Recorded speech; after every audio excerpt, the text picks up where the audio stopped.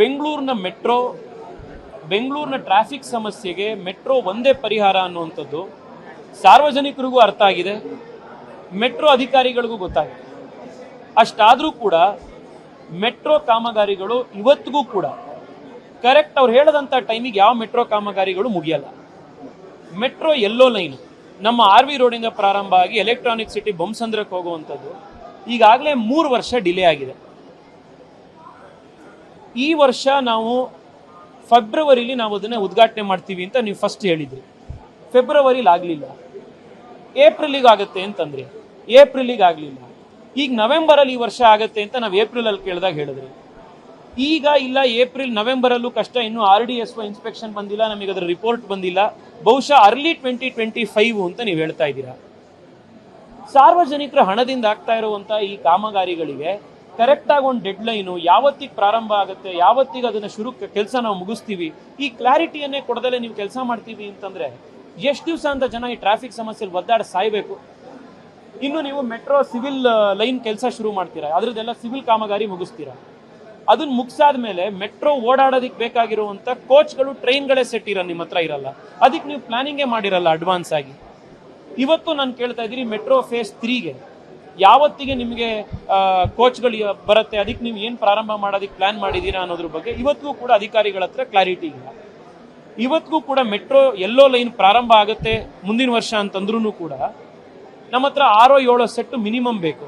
ಆ 6-7 set trains ನಿಮ್ಮ ಹತ್ರ ಇದೆಯಾ, ಎಲ್ಲಿಂದ ತಗೋತಾ ಇದ್ದೀರಾ ಅದು ಗೊತ್ತಿಲ್ಲ. ಅದೇ ಬೆಂಗಳೂರಿನಲ್ಲಿ ಭಾರತದಲ್ಲೇನೆ ಮ್ಯಾನುಫ್ಯಾಕ್ಚರ್ ಆಗಿರುವಂತ ಇದೇ ಟ್ರೈನ್ ಸೆಟ್ಸ್ಗಳು ಸಿಡ್ನಿಲಿ ಇವತ್ತು ಕಾಮಗಾರಿ ಪ್ರಾರಂಭ ಮಾಡ್ತಾ ಇದೆ. ನಿಮ್ಗೆ ಆಶ್ಚರ್ಯ ಆಗುತ್ತೆ ಇದು ಕೇಳಿದ್ರೆ.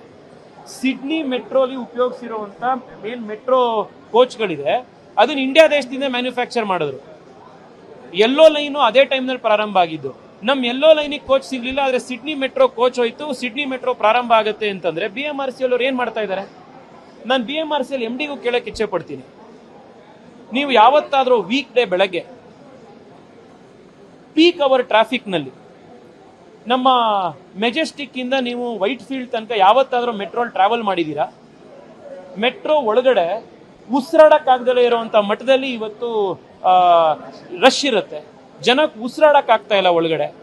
ನೀವು ಅದಕ್ಕೆ ಅಡಿಷನಲ್ ಮೆಟ್ರೋ, ನಮಗೆ ಟ್ರೈನ್ ಸ್ಟೇಷನ್ ಕೋಚ್ಗಳು ಬೇಕು, ಟ್ರೈನ್ ಸೆಟ್ಸ್ ಬೇಕು ಅನ್ನೋದಕ್ಕೆ ಯಾವತ್ತು ತರ್ತಾ ಇದ್ದೀರಿ? ಯಾವತ್ತು ನೀವು ತಗೊಂಡು ಬಂದು ಅದನ್ನ ಮಾಡಿ ಅಡಿಷನಲ್ ಆಗಿ ನಾವು ಹಾಕ್ತೀವಿ ಅಂತ ಹೇಳ್ತಿದೀವಿ? ಇದ್ರ ಬಗ್ಗೆ ಯಾವತ್ತು ಸಾರ್ವಜನಿಕರಿಗೆ ನೀವು ಗಮನ ಕೊಟ್ಟಿದ್ದೀರಿ?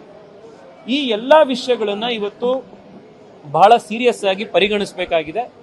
ಮೆಟ್ರೋ ಎಷ್ಟು ಎಫಿಷಿಯೆಂಟ್ ಆಗಿ ಕೆಲಸ ಮಾಡುತ್ತೋ ಅಷ್ಟು ಬೇಗ ಬೆಂಗಳೂರಿನ ಟ್ರಾಫಿಕ್ ಸಮಸ್ಯೆ ಕಡಿಮೆ ಆಗುತ್ತೆ. ಸಾರ್ವಜನಿಕರು ಕೂಡ ಇವತ್ತು ಅವರ ಸಲಹೆಗಳನ್ನು ಕೊಟ್ಟಿದ್ದಾರೆ, ಸೂಚನೆಗಳನ್ನು ಕೊಟ್ಟಿದ್ದಾರೆ. ನಾವು ಮೆಟ್ರೋ ಅಧಿಕಾರಿಗಳಿಗೂ ಕೂಡ ಆದಷ್ಟು ಎಫಿಷಿಯನ್ಸಿಯಿಂದ ಕೆಲಸ ಮಾಡಿ ಅನ್ನುವಂತ ಆಗ್ರಹವನ್ನು ಈ ಸಂದರ್ಭದಲ್ಲಿ ಮಾಡ್ತಾರೆ. ಡಬಲ್ ಟಿಕ್ಕರ್ ಬರೋದ್ರಿಂದ ಪಬ್ಲಿಕ್ ಪ್ರಾಪರ್ಟಿ ಏನಾದರೂ ಇದಾಗುತ್ತಾ, ಅಕ್ವೈರ್ ಮಾಡ್ತಾರಾ ಅಂತ ನೋಟಿಫಿಕೇಶನ್ ಮಾಡಬೇಕು ಅಂತ ಇವ್ರು ಮಾಡಿದೀವಿ ಅಂತ ಹೇಳಿದ್ದಾರೆ. ಬಟ್ ಇವ್ರು ಯಾರ ಗಮನಕ್ಕೂ ಕೂಡ ಬಂದಿಲ್ಲ, ಅದ್ರ ಬಗ್ಗೆ ಕೂಡ ಅವ್ರು ಹೇಳಿದ್ದಾರೆ. ಈಗ ಮೆಟ್ರೋ ಅಧಿಕಾರಿಗಳಾಗಿರ್ಲಿ, BBMP ಅಧಿಕಾರಿಗಳಾಗಿರ್ಲಿ, ನಾನು ಮನವಿ ಮಾಡುವಂಥದ್ದು ಅಂದ್ರೆ, ನೀವು ಯಾವುದೇ ಪ್ರಾಜೆಕ್ಟ್ ಮಾಡಬೇಕು, ಲ್ಯಾಂಡ್ ಅಕ್ವಿಸಿಷನ್ ಮಾಡಬೇಕು, ಅಥವಾ ಇಲ್ಲಿ ಮೆಟ್ರೋ ಲೈನ್ ಬರ್ತಾ ಇದೆ, ಇಲ್ಲಿ ಯಾವುದೋ ಡಬಲ್ ಡೆಕರ್ ಫ್ಲೈಓವರ್ ಬರ್ತಾ ಇದೆ ಅಂದ್ರೆ ನೀವು ಸಾರ್ವಜನಿಕರಿಗೆ, ಆ ಭಾಗದಲ್ಲಿ ಇರೋರಿಗೆ ಗಮನಕ್ಕೆ ತಂದು ಅವರ ಅಭಿಪ್ರಾಯ ಪಡ್ಕೊಂಡು ನೀವು ಮುಂದೋಗ್ಬೇಕು. ಇದು ಪ್ರಜಾಪ್ರಭುತ್ವ ಇದೆ. ಜನ ಅವರ ಅಭಿಪ್ರಾಯ ಒಂದು ಏನಿದೆ ಅದನ್ನು ತಿಳಿಸ್ತಾರೆ. ನೀವು ಅದನ್ನ ನಾವು ಸಾರ್ವಜನಿಕರ ಗಮನಕ್ಕೆ ತರಲ್ಲ, ಜನಪ್ರತಿನಿಧಿಗಳ ಗಮನಕ್ಕೆ ತರಲ್ಲ, ಮನ್ಸೋ ಇಚ್ಛೆ ನಾವು ಕೆಲಸ ಮಾಡ್ತೀವಿ ಅಂತ ಹೊರಟ್ರೆ ಆ ಒಂದು ಧೋರಣೆಯನ್ನು ಬಿಟ್ಟು ಸಾರ್ವಜನಿಕರಿಗೆ ನೀವು ವಿಷಯ ತಿಳಿಸಿ ಮುಂದಕ್ಕೆ ಆಕ್ಟಿವಿಟಿ ತಗೊಳ್ಬೇಕು ಅನ್ನುವಂಥದ್ದು ಆಗ್ರಹ ಮಾಡಲಾಗಿದೆ. ಏನ್ ಡಬಲ್ ಡೆಕ್ಕರ್ ಬಂದಾದ್ಮೇಲೆ ಯಾವ್ದು ಅಕ್ವಿಸಿಷನ್ ಮಾಡಬೇಕು ಏನೋ ಅಂತದ್ದು ಫೀಸಿಬಿಲಿಟಿ ರಿಪೋರ್ಟ್ನ ಕೊಡ್ತಾರೆ. ಅದಾದ್ಮೇಲೆ ನಾವು ಇನ್ನೊಂದ್ಸತಿ ಸಾರ್ವಜನಿಕರ ಗಮನಕ್ಕೆ ತರ್ತೀವಿ ಅಂತ ಇವತ್ತು ಅಧಿಕಾರಿಗಳು ಹೇಳಿದ್ದಾರೆ. ಇನ್ನೊಂದು, ಮೆಟ್ರೋ ಅವರು ಪ್ಲಾನ್ ಮಾಡುವಂತ ಟೈಮ್ನಲ್ಲಿ ಎಷ್ಟು ಅನ್ಸೈಂಟಿಫಿಕ್ ಆಗಿ ಪ್ಲಾನಿಂಗ್ ಕೆಲವೊಂದು ಮಾಡ್ತಾ ಇದ್ದಾರೆ ಅನ್ನೋದಕ್ಕೆ ನಮ್ಮ ರಾಗಿಗುಡ್ಡ ಫ್ಲೈಓವರ್ನ ಒಂದು ಎಕ್ಸಾಂಪಲ್, ಒಂದು ಉದಾಹರಣೆ. ಈಗ ಸಿಲ್ಕ್ ಬೋರ್ಡ್ ಅಲ್ಲಿ ಟ್ರಾಫಿಕ್ ಜಾಮ್ ಆಗ್ತಾ ಇತ್ತು, ಅದನ್ನ ಬಗೆಹರಿಸಬೇಕು ಅನ್ನೋದಕ್ಕೆ ಡಬಲ್ ಡೆಕ್ಕರ್ ಫ್ಲೈಓವರ್ ಮಾಡಿತು. ಆದ್ರೆ ಆ ಡಬಲ್ ಡೆಕ್ಕರ್ ಫ್ಲೈಓವರ್ ನ ತಗೊಂಡು ಬಂದು ಅದನ್ನ ರ್ಯಾಂಪ್ ನ ಇಳಿಸಿದ್ದು ಎಲ್ಲಿ ಅಂದ್ರೆ ರಾಗಿಗುಡ್ಡ ಹತ್ರ, ಅಲ್ಲಿ ರಾಘವೇಂದ್ರ ಸ್ವಾಮಿ ಮಠ ಹತ್ರ, ಜಯನಗರದಲ್ಲಿ. ಅಲ್ಲಿಂದ ಇಳಿಸಿದ್ರಿಂದ ಪರಿಣಾಮ ಏನಾಯ್ತು ಅಂದ್ರೆ ಸಿಲ್ಕ್ ಬೋರ್ಡ್ ಅಲ್ಲಿ ಇದ್ದಿದ್ದು ಜಾಮ್ ಅನ್ನ ಅದನ್ನ ಶಿಫ್ಟ್ ಮಾಡಿ ರಾಘವೇಂದ್ರ ಸ್ವಾಮಿ ಮಠಕ್ಕೆ ಶಿಫ್ಟ್ ಮಾಡ್ದಂಗ ಆಯ್ತು. ಈಗ ಅದೇ ರ್ಯಾಂಪ್ ನ ಒಂಚೂರು ನೀವು ಪ್ಲಾನ್ ಮಾಡಿ ಮುಂದೆ ನೀವು ರಾಜಲಕ್ಷ್ಮಿ ಸರ್ಕಲ್ ಅಲ್ಲಿ ನೀವು ಅದನ್ನ ಎಂಡ್ ಮಾಡಿದಿದ್ರೆ, ಸಂಗಮ್ ಸರ್ಕಲ್ ಹತ್ರ ನೀವು ಎಂಡ್ ಮಾಡಿದಿದ್ರೆ ಅಲ್ಲಿ ನಿಮಗೆ ಈ ಟ್ರಾಫಿಕ್ನ ಸಮಸ್ಯೆ ಆಗ್ತಾ ಇರಲಿಲ್ಲ. ಇನ್ನು ನೀವಲ್ಲಿ ಲೂಪ್ ಕೊಟ್ರಿ HSR ಹತ್ರ ಮತ್ತೆ ಹೊಸೂರು ರೋಡ್ಗೆ ಹೋಗೋದಿಕ್ಕೆ, ಇನ್ನೊಂದು ಅಡಿಷನಲ್ ಲೂಪ್ ಮಡಿವಾಳ ಕಡೆ ಕೊಟ್ರಿ. ಈಗ ಅಲ್ಲಿ ಫ್ಲೈಓವರ್ ಮೇಲೂ ಕೂಡ ಇವತ್ತು ನಿಮಗೆ ಟ್ರಾಫಿಕ್ ಜಾಮ್ ಆಗ್ತಾ ಇದೆ.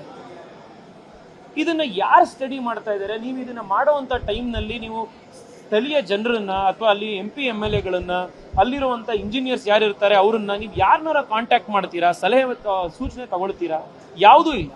ಈ ರೀತಿ ಅನ್ಸೈಂಟಿಫಿಕ್ ಆಗಿ ಕೆಲಸ ಮಾಡೋದ್ರಿಂದ ಸಾರ್ವಜನಿಕರ ದುಡ್ಡು ಕೂಡ ಹಾಳಾಗುತ್ತೆ, ಸಮಯ ಕೂಡ ಹಾಳಾಗುತ್ತೆ.